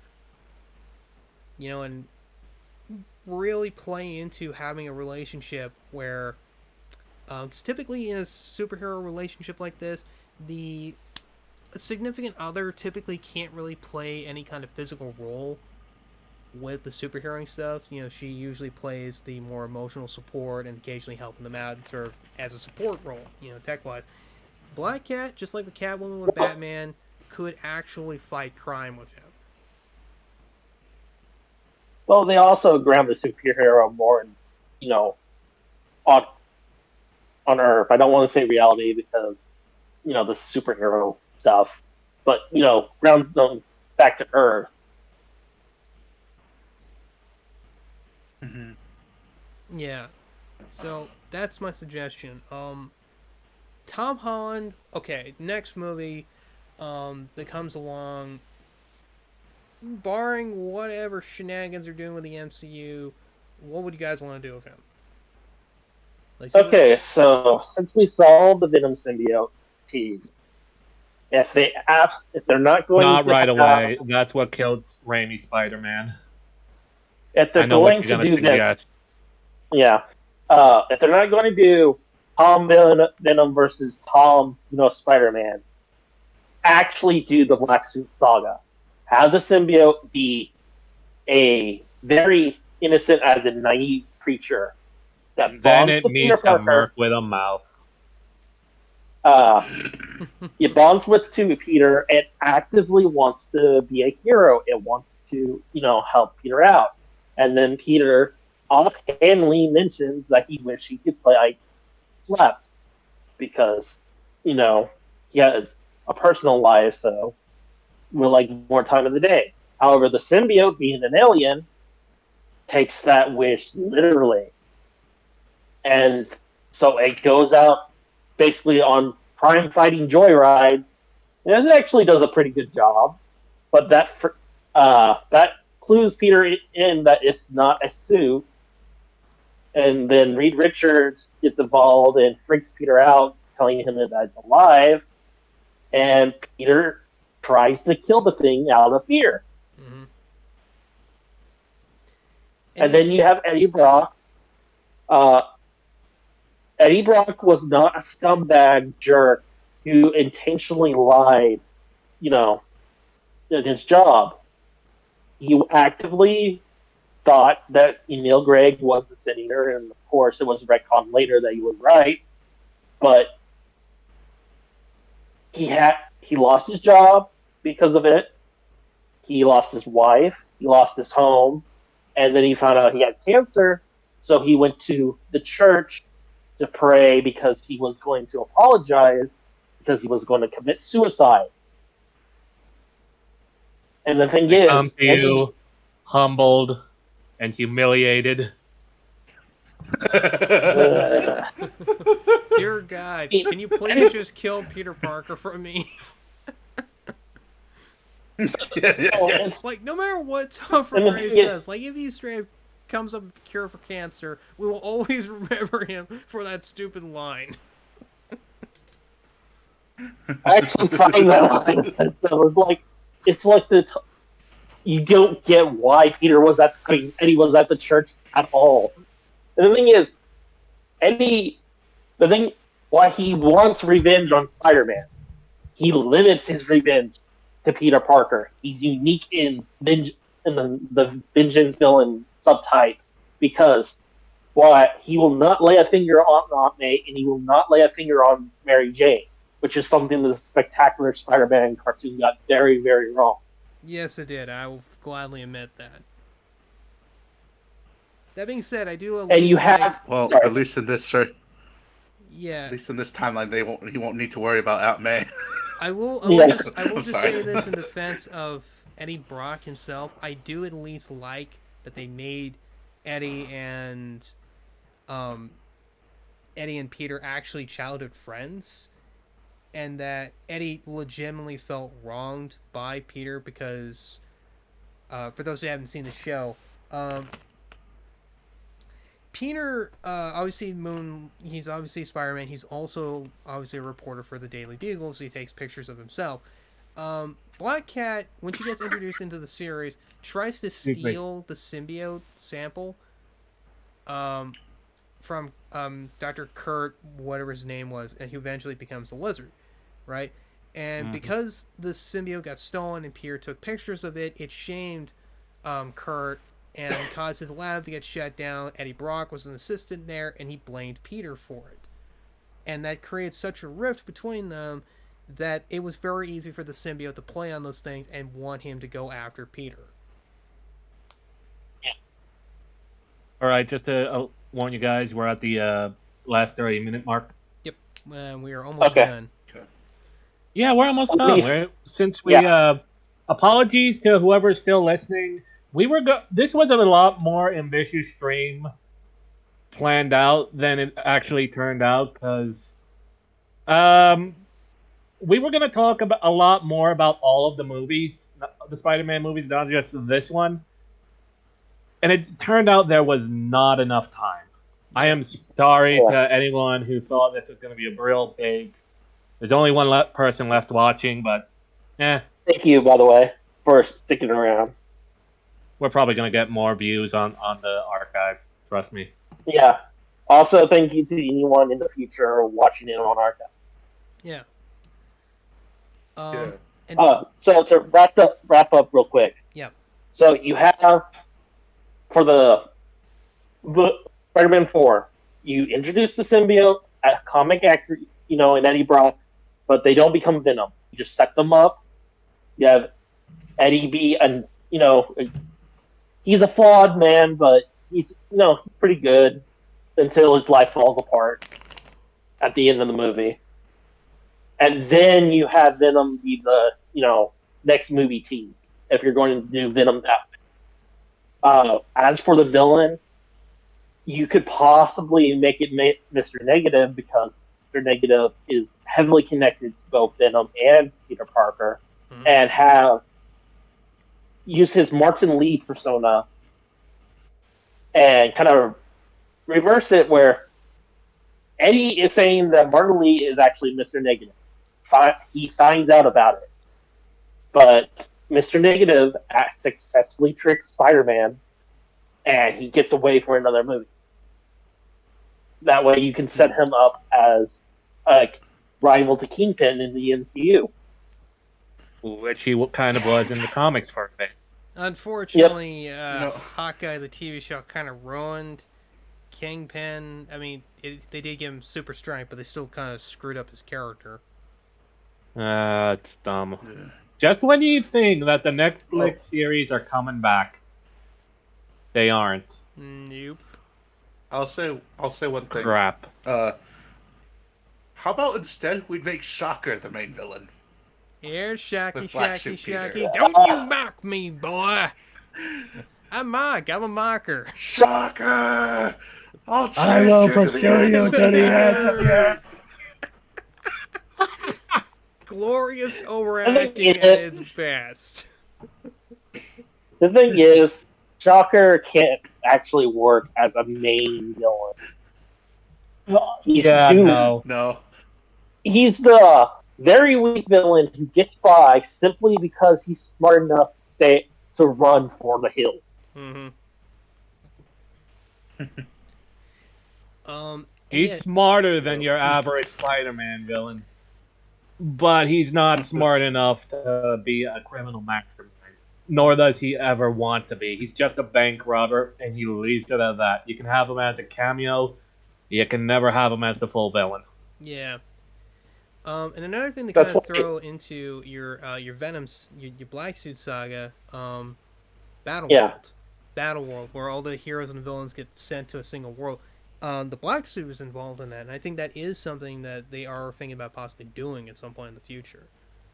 So you could sort of have that be a sort of the Avengers movie in between that could have Mr. Fantastic basically explain to Peter what the symbiote actually is and cause him to freak out. Yeah. Because a lot of journalists get this wrong, and the point it's even made a joke in the Venom movie. The Venom symbiote actually is a proper symbiote, but the fear is it's actually a parasite. It's a parasite. Parasite. Yeah. Another thing is they kind of referenced Null already in the MCU. You know Nowhere from Guardians of the Galaxy? Yeah. That's a creation of Null. He beheaded a Celestial, and Null is like the big bad of Donny Cates' run on Venom. Alright, so that's another potential villain. Alright, so basically, I would say, so first villain, are we gonna even straight up have... I'd say with the first movie, we have a couple of different villains, and they're assembled as a team by Tombstone, and they're sent to go kill Spider-Man. And that can include Shocker, that can include a proper version of Rhino, and we could possibly even have Scorpion be in there too. Basically, they go after them. They're the enforcers. They go after Peter. And what we're doing basically is we're setting up all these different villains who are all going to come together in the last movie, which would be Spider-Man number 6, I think. That would be Sinister Six. Yep. That would include Vulture. I would have it no other way. We have Vulture, Shocker, Venom would be in it. That's actually,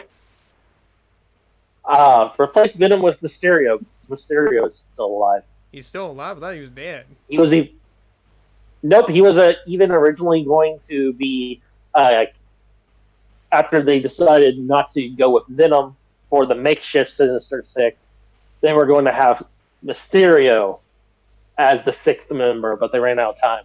Well, there's also the fact that his support crew is still around, so maybe they could rebuild Mysterio. But I don't know. I really prefer our idea of having Bruce Campbell be Mysterio. Maybe Bruce Campbell can straight up take up the mantle again. Maybe he could just take up the mantle. Be like, I'll be the new Mysterio. You can have Bruce Campbell as Mysterio, just for the Andrew Garfield version. Because you actually do see him get away at the end of Far From Home. Yeah. He appears in a crowd shot. Except Bruce Campbell was set to be Mysterio in the Sam Raimi Spider-Man universe. Yeah, but Sam Raimi's universe is kind of dead. I mean, Tom Holland... Your universe is kind of dead. I'm sorry, but when Sony wanted to do 2 post-credit scenes, one for Sam Raimi Spider-Man and one for Andrew Garfield Spider-Man, Toby outright stated that he would not do the film if they did that. Yeah. because So he's done. He was doing it for the fans and being an anniversary, but he doesn't want to do Spider-Man. Oh, so now you care about what the actors say, and the characters are different. Meanwhile, you can do a lot more to quote unquote salvage because it wasn't really that bad. The Sam Raimi universe than you can with the other two, excluding this movie. No Way Home really fucking salvaged the Iron Man Jr. series. But the It thing is, also because really I salvaged do like Amazing Spider-Man for me. yeah. I do like Sam Raimi's films. I think they have the best villains and the best supporting cast, the best Peter Parker, and I really like Mary Jane. And it's just that I seen the what could have been video. They were talking about what was the original plan of Venom. Yeah, and Here's a before you get into that, I have Squasher, an let me idea. uh, before you get into that, Squasher, I'll make this very quick. Let me just wrap up. Okay, so Excuse me. final movie number 6, Sinister 6. We set that up. Number 2, which would be set right after Battle World. I want that to be the Venom movie. And then here's the thing. Okay. Let me explain it very simply. Peter freaks out because of what Mr. Fantastic tells him. He gets rid of the Spider-Man suit. We've already set up Eddie Brock in the last movie, and the two of them get together, and he's like, I'm going to go after Peter. But here's the thing. While he is the villain of the movie, by the end of the movie, he's no longer the villain. Like, he actually makes peace with Spider-Man. And he's going to come and help Spider-Man out in the final movie. Okay. I really like that. And I don't know if they're going to do Miles The Morales. Sinister Six film. Yeah. Yeah.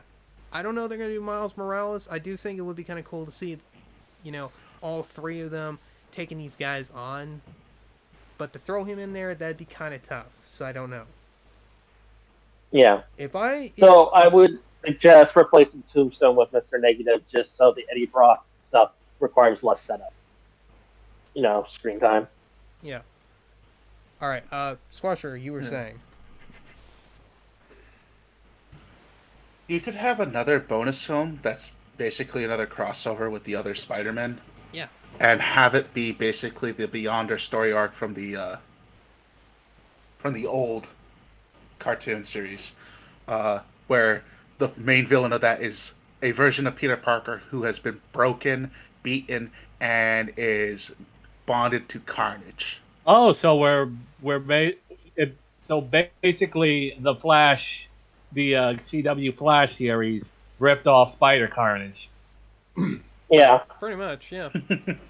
It's like yeah. Now I hate season 3 of Flash even more. I stopped after 2. Like that was the think we all best did. one. Yeah. Yeah. I kept going through 3, but that's not relevant, and I suffered for it. Yeah. I wouldn't go that route though, because why I love the '90s series. I think it's the best Spider-Man cartoon we have. Spider Carnage was wasted. Well, why not just do him better then? These guys who wrote No Way Home not pulled their punches. They pulled out all the stops They brought and their made A this game. movie really Yeah. good. They brought their A+ Yeah. game, I'd say. I think they could make Spider Carnage work. Well, the thing Plus, is, if you you're could going to have do 3 Spider-Men. Sorry. Go ahead. Venom. You could have the 3 Spider-Men, Venom, the other Venom, and whoever you want for else. The only problem is kind of need Carnage to exist before Spider. Yeah. Well, we do already have Carnage in the second Venom film, but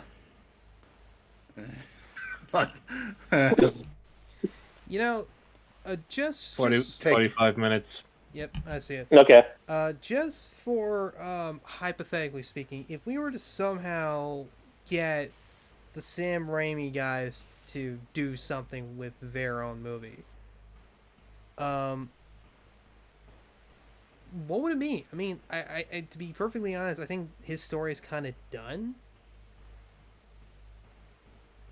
Um, I, but I mean, I think you could check hypothetically up speaking, on, and I think you could check on up on current day Peter, have him show his married life to Mary Jane, tie, like finally do the lizard and get that, and tied up, and basically be a last huzzah for the Sam Raimi universe. Let it end Not on only a high that, but if note this is instead of a low note. post, not only that, but if this is post No Way Home, Ock, Flint, Flint, and Osborne are all alive. So but they're all probably he in could come jail. back and he sees either that or something else. Like,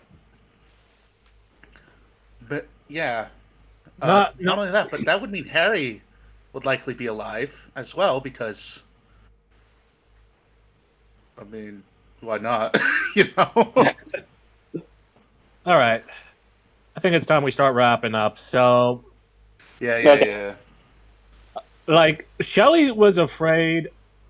I don't know if she's still in the audience. Probably is, probably isn't.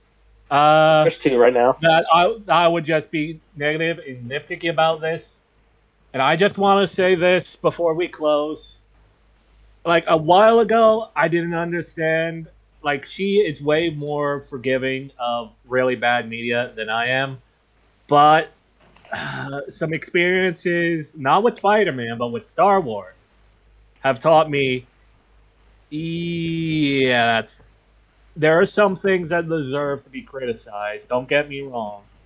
The first two Tom Holland movies do have their problems. They're not bad movies. They're not objectively bad. We're not going to be snobs about it. Okay, the second one was objectively bad, but the first one is not objectively bad, and we're not going to be snobs about it.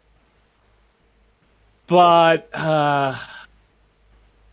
there are some things that you just should be allowed to enjoy. And you can nitpick everything all day long like a stupid, edgy fucking millennial. I'm sorry for swearing on your channel again, but Hey, it's millennial. They deserve oh, it. yeah, it's a millennial. They deserve it. But it comes to a point where, okay, what do you suggest we build in their place? And they have nothing to respond with. I have more respect for Kale and for Jay Saylor than I have for EFAP at this point. They didn't just pick apart the problems with the sequels and the Star Wars sequels. They rebuilt the elements from the ground up. They turned it into something that's actually decent. EFAP would We never need to have the finish ability that. to do that. They only know how to destroy, and that makes them no different from the leftist deconstructionists. So, to wrap this up, how about we rate the three Tom Holland movies? Start with you, Jay Saylor. Okay, I think it's pretty easy for me. Number 3 at the very bottom of the list is Far From Home. I think there are good elements in the movie, and I think you are right. They do tone down Mary Jane, but I think the thing that just brings Rochelle. it down is just Mysterio. I don't like him. I don't like him as a villain. To call my dad here, but it feels more like The Office versus Spider-Man than it does Mysterio. And this is not a knock on Jake. This is not a knock on Jake Gyllenhaal's acting. I think he was good.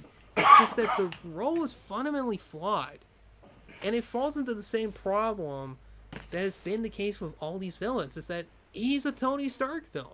He's going after Peter because of Tony Stark and not Spider-Man himself. With Vulture, it made some sense because he was kind of a stand-in. Tony Stark was a stand-in for Norman Osborn, so that worked. But with this guy, no. It literally just took all the background characters and he made them into a villain. It just doesn't work for me. It really doesn't.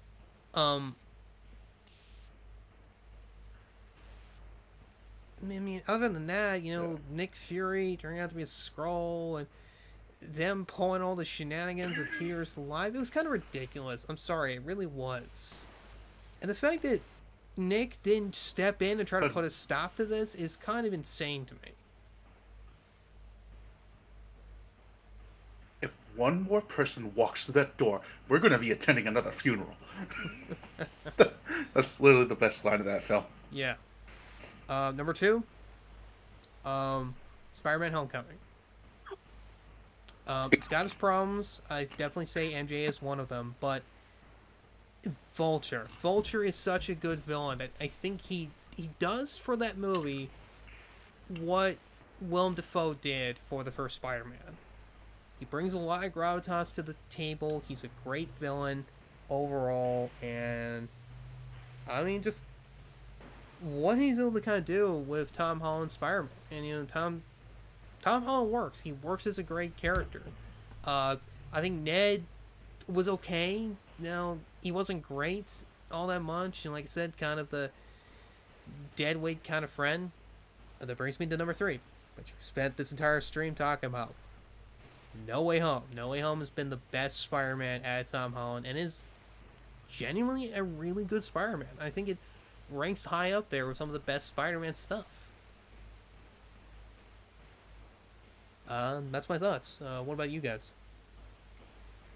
Okay, Kel or Squasher, you go next. For me, number 3, the bottom of the list is Far From Home. I pretty much agree with everything you said about it. I do like some moments. Nick Fury's whole trying to get him to do something was funny, you've even been though to I space.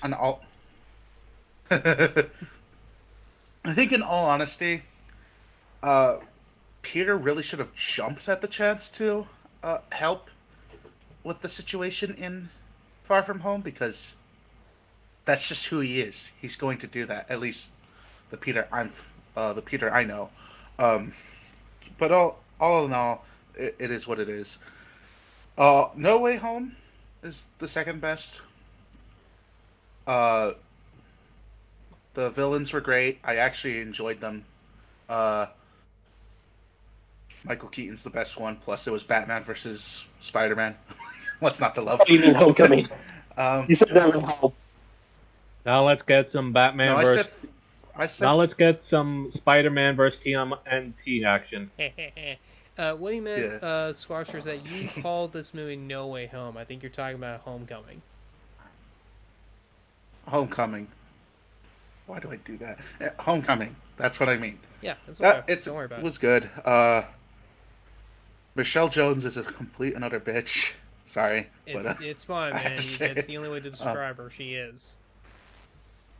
Yeah, I kind of broke any hopes of us being monetized when I turned out to have my mic off. Yeah. Yeah, it was a...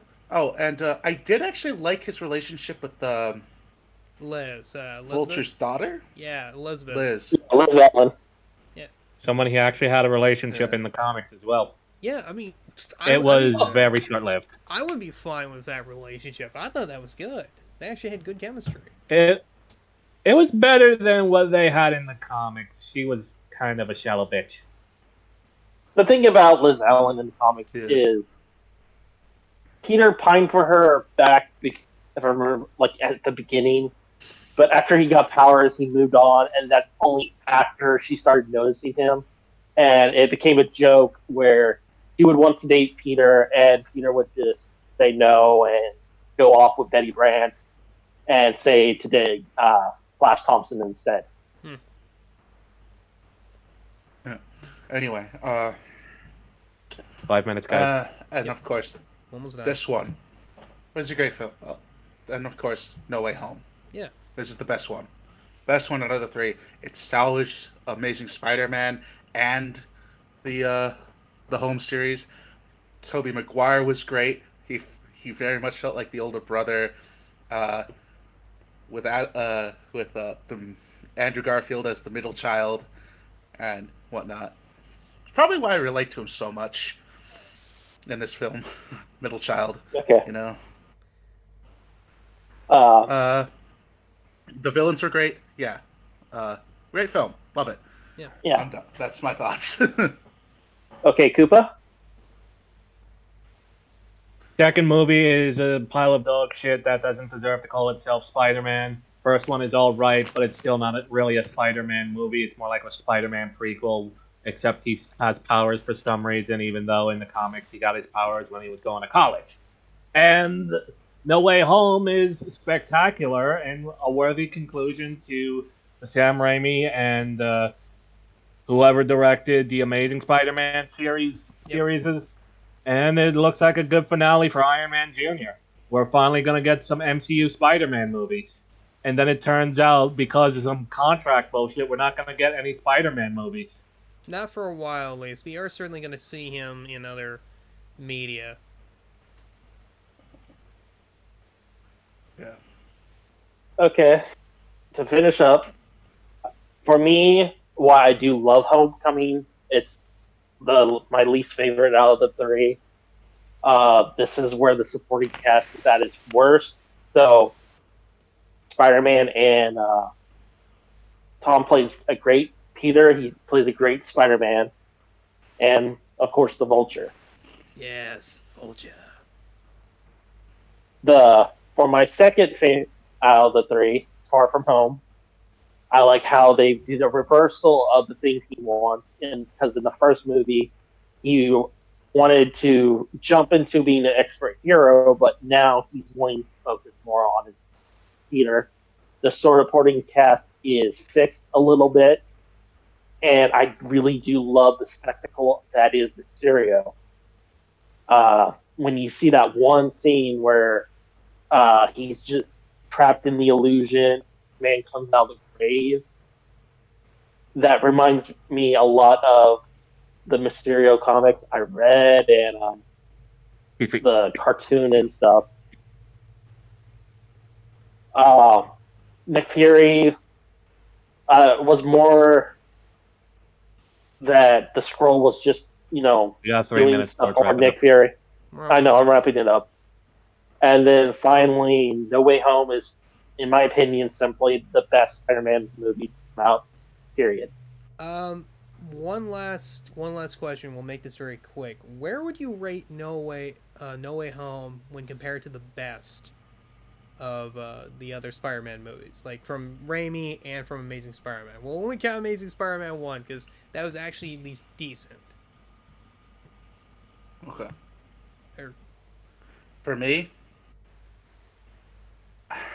it's been a while since I've seen 2. I think for right now, No Way Home is the best out of the best. Then it would be 2, and then 2 from Raimi, and then 1 from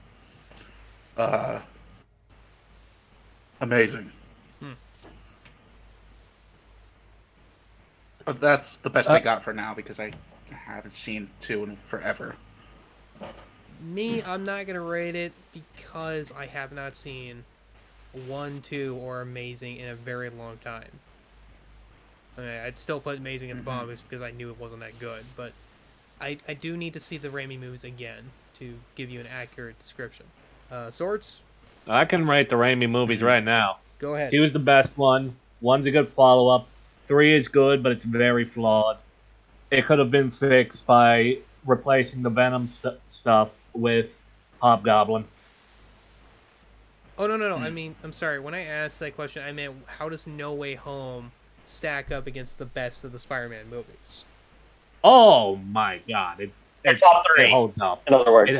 It holds up against Amazing, and it holds up against Spider-Man 2. So you had to rank. As for me, oh sorry. So if you had to rank, Go ahead. Koopa, Just your 2 top is 3. better than Amazing, and just by a split hair, this movie is better than 2. Just by a split hair, even with all its faults. Okay. All right, Swords, your Yeah. last one up, and then we'll wrap this up. My top 3 are, as I said, No Way Home is the top, Spider-Man 2, and then Into the Spider-Man. Oh, I completely forgot about Into the Spider-Verse. I didn't. I know it's like 10 frames a second, and it made me throw up. The movie actually made me throw up from what I seen. I pirated it, but it was so hard to watch. I couldn't even get through a quarter of it because of its shitty frame. Yeah, I think you might I've have seen watched all a of the really movie crappy theaters. version of it then, because the one I watched was at least 30 frames. Yeah. Don't worry. I don't consider Into the Spider Verse because I'm thinking live action. Yeah, so, let's just stick to live action. No. So, Okay, in the live action final third spot then is Spider-Man 1, Sam Raimi. Okay.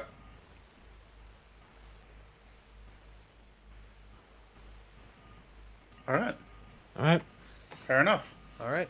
Well, Uh, that was our Spider-Man stream that we planned to make even bigger, and then we just did not have the time. So, good night, everyone. Well, before we go, Good night, everyone. before Thank we you for go, watching. one thing we could probably do later on is, not now, later on, we could at least maybe make a follow-up to this where we talk about everything we missed and make that the focus of that video. I guess. sure. Okay. All right. With Whenever that, we have the time. Yeah, sure. yeah. If we And get more Spider-Man news, which is possible with an Insomniac game coming out, I'm totally down for that. All right. And with that, folks, have a good night. Good night, everyone.